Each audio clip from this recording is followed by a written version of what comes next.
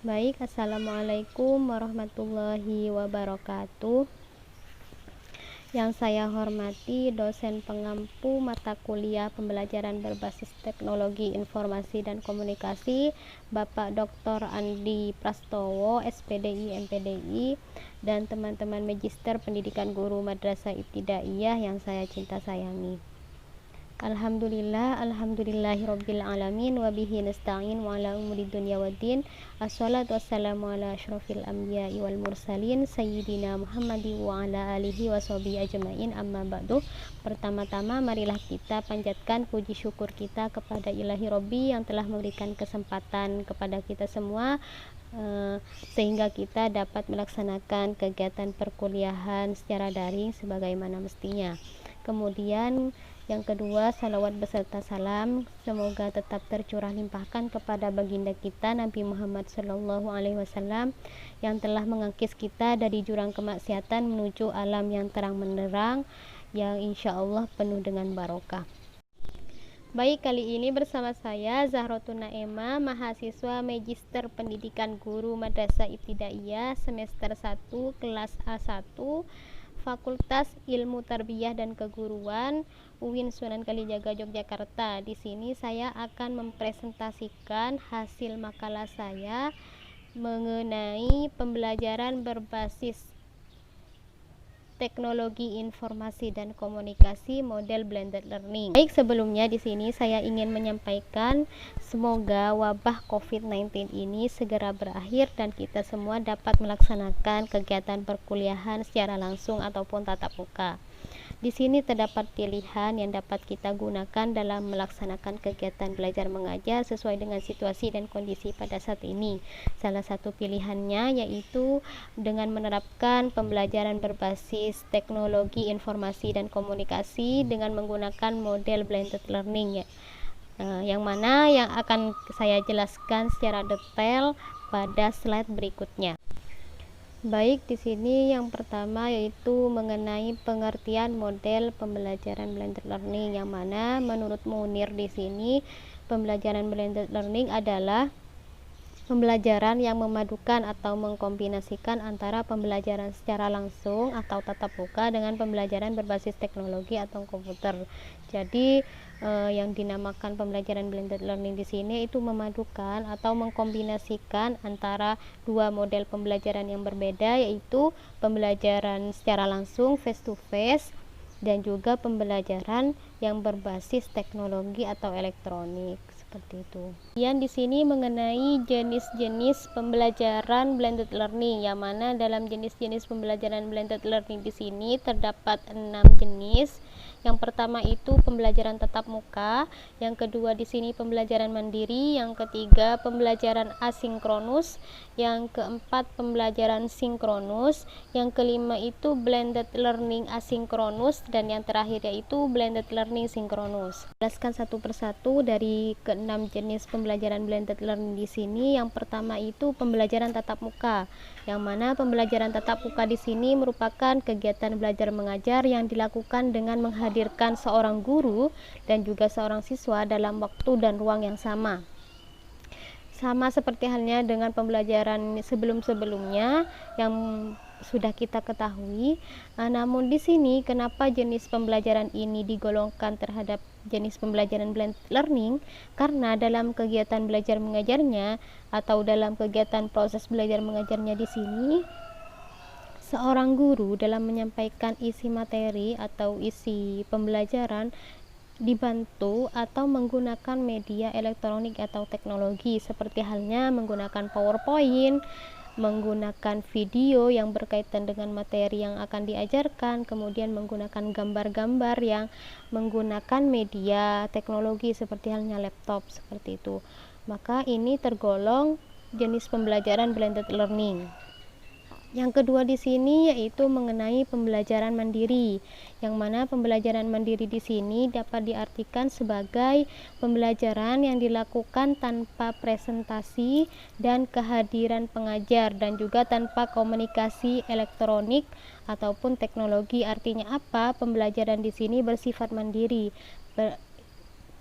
dilakukan sendiri oleh siswa pembelajarannya dilakukan sendiri oleh siswa, yang mana seorang siswa itu menerima materi atau isi pembelajaran di sini melalui belajar sendiri. Tidak ada orang yang membantu dalam format belajar mandiri. Juga tidak ada komunikasi elektronik antara pembelajar dan guru.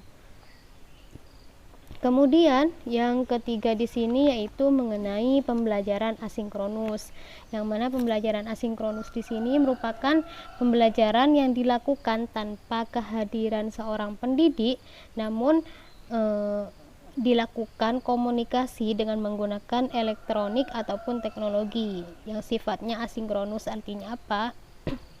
Dalam melakukan komunikasi, dalam melakukan kegiatan belajar mengajar antara pendidik dan juga siswa dilakukan dalam waktu yang tidak sama, seperti halnya pembelajaran pada mata kuliah pembatik ini, yang mana saya pribadi dalam mengirim video presentasi dikirim dalam waktu tertentu, kemudian dibahasnya pada esok harinya. Nah, ini yang namanya asinkronus, yaitu komunikasi yang dilakukan dalam waktu yang tidak sama. Kemudian yang keempat di sini pembelajaran sinkronus, kebalikan dari pembelajaran asinkronus tadi, yaitu pembelajaran dilakukan secara maya atau secara virtual, dan komunikasi yang dilakukan antara pendidik atau seorang guru dengan siswa di sini dilakukan dalam waktu yang sama atau real time. Contohnya di sini yaitu pembelajaran dengan kelas virtual dengan menggunakan media Zoom dalam berkomunikasi. Nah, ini kan termasuk atau tergolong pembelajaran yang sinkronus atau dalam waktu yang sama. Komunikasi antara peserta didik dengan seorang guru itu dilakukan dalam waktu yang sama, itu namanya sinkronus. Kemudian yang ke-5 di sini yaitu pembelajaran blended learning asinkronus. Pembelajaran blended asinkronus di sini merupakan pembelajaran yang mengkombinasikan antara pembelajaran tatap muka dengan pembelajaran berbasis teknologi atau elektroniknya, namun yang sifatnya asinkronus. Artinya apa? Sama seperti yang tadi, yaitu komunikasi yang dilakukan antara pendidik dengan peserta didik dengan siswa itu dilakukan dalam waktu yang tidak sama, seperti itu. Kemudian yang terakhir yaitu blended learning sinkronus, yang mana blended learning sinkronus di sini kebalikan dari pembelajaran blended learning asinkronus. Pembelajarannya juga dilakukan dalam dunia maya, namun komunikasi yang dilakukan antara peserta didik dengan seorang guru dilakukan dalam waktu yang sama. Artinya adanya kombinasi, adanya perpaduan antara pembelajaran tatap muka dengan pembelajaran yang berbasis teknologi, namun dalam pembelajaran berbasis teknologi atau elektronik di sini dilakukan dengan sifat sinkronus, artinya dalam waktu yang sama. Selanjutnya yaitu mengenai sintaks model pembelajaran blended learning, yang mana dalam sintaks model pembelajaran blended learning di sini terdapat 3 tahapan. Yang pertama itu analysis stage, yang kedua design stage, dan yang ketiga itu evaluation stage. Saya akan jelaskan terlebih dahulu tiap tahapannya. Yang pertama itu analysis stage atau tahapan analisis, yang mana dalam tahapan analisis di sini terdapat 3 kegiatan. Yang pertama itu menganalisis kebutuhan pemecahan masalah, yang mana dalam menganalisis kebutuhan pemecahan masalah di sini dapat meliputi kegiatannya, yaitu yang pertama menganalisis kondisi yang ada, yaitu mencari akar permasalahan dari kebutuhan yang akan dipecahkan oleh pendidik. Kemudian mengidentifikasi apa yang perlu dikuasai, seperti halnya pada pembelajaran kali ini karena menggunakan kurikulum 2013, maka yang perlu dikuasai di sini yaitu pengetahuan, sikap, dan juga keterampilan, seperti itu. Kemudian menganalisis sumber belajar dan kendala dari sumber belajar itu sendiri. Artinya apa? Dalam tahap analisis di sini kita atau sebagai seorang pendidik itu menganalisis atau mengidentifikasi sumber belajar yang akan digunakan, dan apakah terdapat kendala dari sumber belajar yang akan kita gunakan nantinya. Kemudian yang kegiatan yang ketiga yaitu mengidentifikasi karakteristik pembelajar. Tahap yang kedua itu design stage, yaitu tahap rancangan, yang mana dalam tahap rancangan di sini terdapat 3 kegiatan juga. Yang pertama itu menetapkan tujuan pembelajaran. Jadi artinya apa? Dalam merancang kegiatan pembelajaran di sini harus menetapkan tujuan pembelajaran yang ingin dicapai oleh peserta didik, oleh seorang guru. Kemudian yang kedua di sini, kegiatan yang kedua di sini memilih dan menetapkan strategi pembelajaran. Artinya setelah seorang guru menentukan tujuan pembelajaran yang ingin dicapai, nantinya langkah selanjutnya yaitu memilih dan menetapkan strategi pembelajaran yang akan digunakan oleh guru tersebut dalam kegiatan belajar mengajar. Kegiatan yang ketiga itu mengembangkan sumber belajar. Yang tadi sudah menganalisis sumber belajar, maka harus setelah menganalisis sumber belajarnya, seorang guru itu mengembangkan sumber belajar yang akan digunakan dalam kegiatan belajar mengajar dengan menggunakan model pembelajaran blended learning. Kemudian tahapan yang ketiga itu evaluation stage, yaitu tahapan evaluasi, yang mana dalam tahapan evaluasi di sini terdapat 3 kegiatan yang harus dilakukan. Yang pertama itu uji coba. Artinya apa? Ketika seorang guru sudah melakukan menentukan tujuan pembelajaran yang ingin dicapai, kemudian memilih strategi yang akan digunakan dan juga mengembangkan sumber belajar, maka langkah selanjutnya itu menguji cobakan rancangan tersebut dalam kegiatan belajar mengajar. Kemudian kegiatan yang kedua itu revisi. Revisi di sini dapat kita artikan perbaikan atau evaluasi dari kegiatan uji coba tersebut. Ketika uji coba itu dilaksanakan, kemudian mungkin nanti di sana dalam tahapan atau kegiatan uji coba di sini terdapat kekurangan, maka harus diperbaiki terlebih dahulu guna untuk meningkatkan kualitas kegiatan belajar mengajar yang berikutnya, seperti itu. Kemudian yang terakhir yaitu protipe pembelajaran berbasis learning, yang mana protipe pembelajaran berbasis blended learning ini setelah melakukan proses perbaikan atau evaluasi yang dilakukan sebelumnya, maka hasil dari perbaikan tersebut merupakan prototipe yang dapat dilaksanakan untuk kepentingan pembelajaran berbasis blended learning untuk menghasilkan kegiatan pembelajaran yang berkualitas. Selanjutnya yaitu mengenai kelebihan model pembelajaran blended learning, yang mana dalam kelebihan model pembelajaran blended learning di sini terdapat 6 kelebihan. Yang pertama yaitu penyampaian pembelajaran dapat dilaksanakan kapan saja dan di mana saja dengan memanfaatkan sistem jaringan internet. Artinya apa? Guru di sini dalam menyampaikan materi pembelajaran kepada peserta didik dapat dilakukan kapan saja dan di mana saja. Mengingat model pembelajaran blended learning ini merupakan kombinasi atau perpaduan antara 2 model pembelajaran yang berbeda, yaitu pembelajaran secara tatap muka atau secara langsung dan juga pembelajaran yang berbasis teknologi ataupun elektronik. Jadi seorang guru di sini dalam penyampaian materi itu tidak hanya dilakukan di dalam kelas saja, namun bisa dilakukan dengan bantuan teknologi atau elektronik, baik itu WhatsApp, baik itu Google Classroom dan lain-lain. Kemudian yang kedua di sini, peserta didik leluasa untuk mempelajari materi secara mandiri dengan memanfaatkan materi yang tersedia secara online. Di sini peserta didik memiliki kesempatan yang luas untuk mempelajari materi yang telah diberikan oleh guru secara mandiri, secara pribadi, dengan memanfaatkan materi yang disediakan oleh guru secara online. Itu.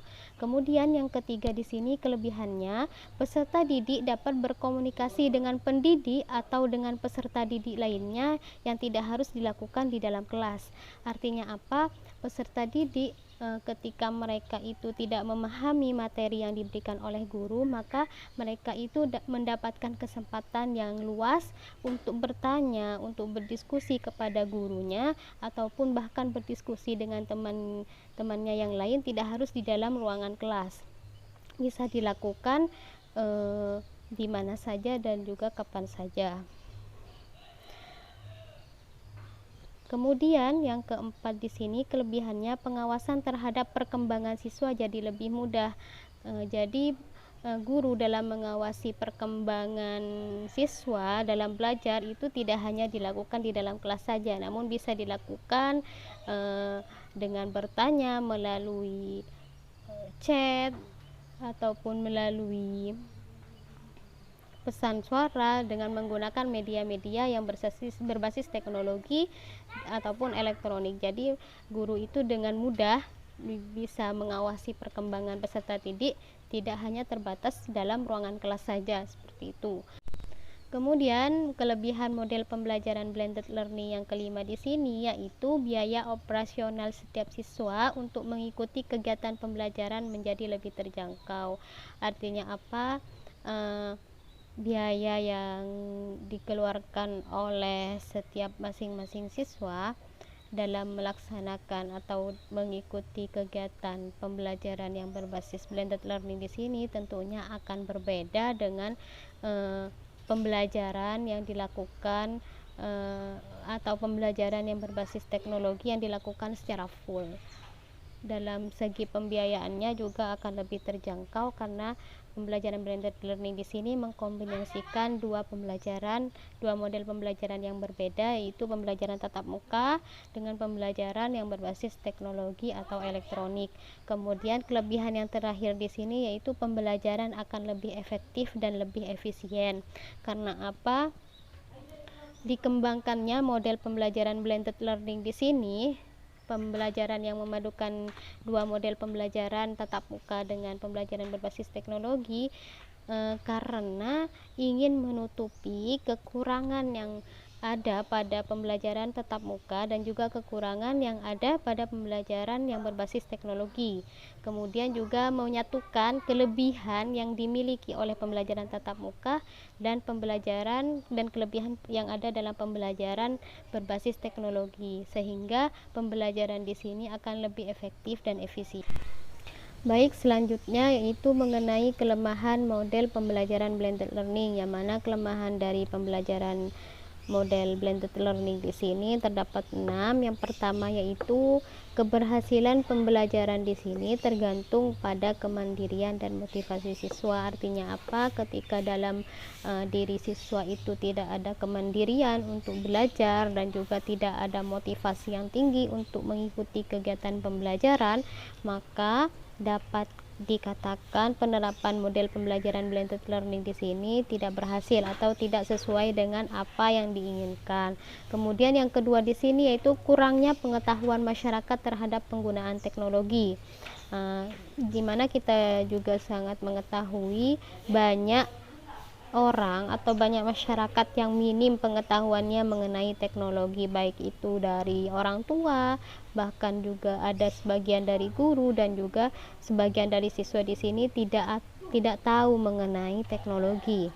Kemudian yang ketiga di sini diperlukan strategi pembelajaran oleh pendidik untuk memaksimalkan potensi blended learning. Artinya apa? Ketika seorang guru atau sebuah lembaga di sini menerapkan model pembelajaran blended learning, tentunya dibutuhkan strategi yang lebih dalam melaksanakan kegiatan belajar mengajarnya. Karena apa? Tentunya akan beda penerapan pembelajaran yang seperti biasanya dengan pembelajaran yang mengkombinasikan dua model pembelajaran yang berbeda. Tentunya akan membutuhkan strategi yang lebih banyak lagi dalam kegiatan belajar mengajarnya. Kemudian yang keempat di sini, pendidik perlu memiliki keterampilan yang lebih mengenai teknologi dalam menyelenggarakan pembelajaran blended learning. Jadi dalam menerapkan model ini, seorang guru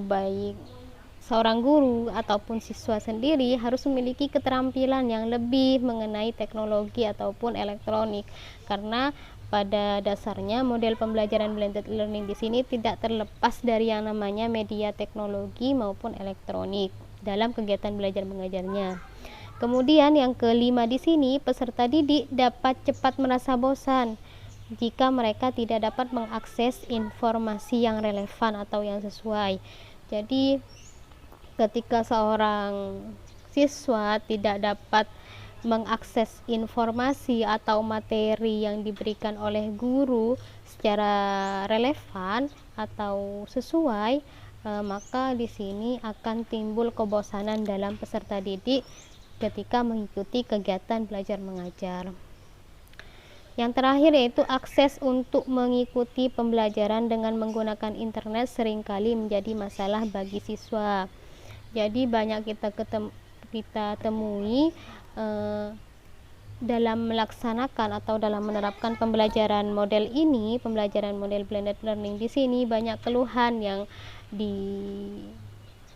diberikan oleh siswa itu mengenai akses internet. Banyak dari mereka itu kesulitan dalam mendapatkan akses internet, terutama bagi mereka atau bagi siswa yang dari keluarga yang kurang mampu. Nah, artinya di sini mereka kesulitan dalam mendapatkan akses internet untuk melakukan kegiatan belajar mengajar. Selanjutnya yaitu mengenai media berbasis teknologi informasi dan komunikasi yang dapat kita gunakan dalam penerapan pembelajaran blended learning pada usia MI atau SD sesuai dengan situasi dan kondisi pada saat ini, yaitu karena adanya wabah COVID-19. Yang pertama, media yang dapat kita gunakan yaitu media WhatsApp. Yang mana media WhatsApp di sini sudah banyak dan mayoritas masyarakat, baik itu orang tua, guru, dan peserta didik itu sendiri yang sudah mengenal media ini. Maka dengan demikian media ini dapat dengan mudah kita gunakan dalam pembelajaran blended learning, yaitu seorang guru dapat mengirim video pembelajaran, dapat mengirim materi pembelajaran yang akan diberikan kepada siswa melalui media WhatsApp, dan juga peserta didik juga dapat menanyakan pembelajaran atau materi yang tidak mereka pahami dengan mengirim chat atau voice note melalui media WhatsApp ini, sehingga dapat memudahkan antara guru dan siswa dalam melakukan komunikasi melalui media elektronik ataupun teknologi. Kemudian yang kedua di sini yaitu media YouTube. Media YouTube di sini juga mayoritas masyarakat sudah mengenal media YouTube, baik itu orang tua, guru maupun siswa sendiri, sehingga dapat memungkinkan media ini dapat digunakan dalam penerapan pembelajaran blended learning. Sebagaimana YouTube di sini dapat berfungsi untuk guru mengirim video pembelajaran dengan menguploadnya di YouTube, kemudian ketika mahasiswa atau siswa itu tidak mengerti mengenai materi yang diberikan oleh guru, mereka dapat mengechatnya melalui kolom komentar yang ada di YouTube tersebut, sehingga media YouTube di sini dapat mudah digunakan dalam kegiatan pembelajaran berbasis blended learning. Mungkin hanya ini yang dapat saya presentasikan mengenai model pembelajaran blended learning. Kurang dan lebihnya saya mohon maaf. Wa akhiran, assalamualaikum warahmatullahi wabarakatuh.